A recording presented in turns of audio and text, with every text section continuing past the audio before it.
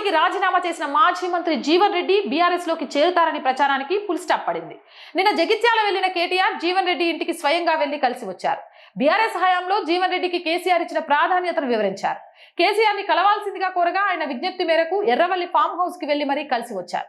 అయితే జీవన్ రెడ్డి బీఆర్ఎస్ లోకి వస్తున్నారన్న ప్రచారం రాగానే కొందరు నేతలు వ్యతిరేకించినట్లు సమాచారం. ముఖ్యంగా ఎల్ రమణ, గంగుల కమలాకర్ వంటి వారు జీవన్ రెడ్డిని పార్టీలో చేర్చుకోవద్దని అధిష్టానానికి పదే పదే విన్నవించారని గుసగుసలు వినిపిస్తున్నాయి. ఇలా జీవన్ రెడ్డి రాకను వ్యతిరేకించిన నేతలు ఆల్ ఆఫ్ సడన్ గా సైలెంట్ అయిపోవడం చర్చానీయాంశమైంది.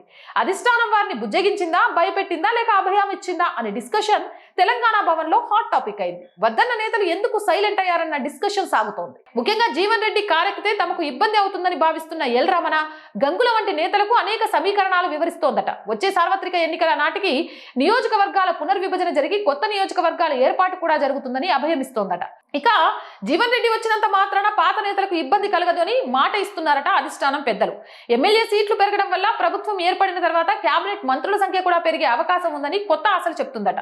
జీవన్ రెడ్డిని మంత్రివర్గంలో తీసుకున్న మిగతా సీనియర్లకు కూడా కేబినెట్ లో బెర్తులో డోకా ఉండదని ధైర్యం చెప్తున్నారు.